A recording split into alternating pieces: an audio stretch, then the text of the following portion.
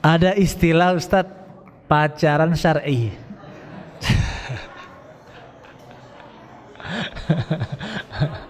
Pacaran syar'i. Iya.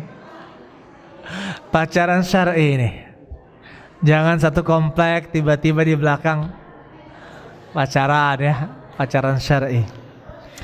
Di kalangan anak muda katanya yang biasa tergabung dalam satu pengajian, seperti seorang ikhwan mengingatkan tentang puasa, tahajud dan sholat tepat waktu kepada seorang akhwat.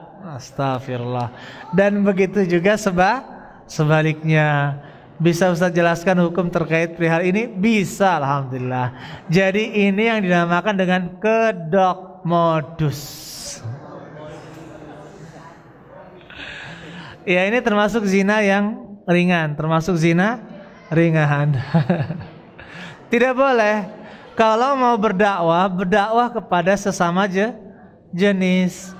Coba lihat, kalau dia jujur, dia itu benar-benar mau mendakwahi wanita tersebut, ya tentunya ada juga teman laki-laki yang sering dia dakwahi seperti itu.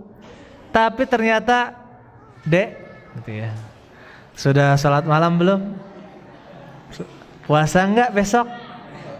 Gitu ya. Akhirnya kesemsem gitu ya. Ini tidak boleh ya. Walaupun niatnya baik, tetapi sebenarnya dalam niatan tersebut ada niatan lagi yang lain. Maka ini termasuk zina di dalam tulisan atau zina dalam ucapan.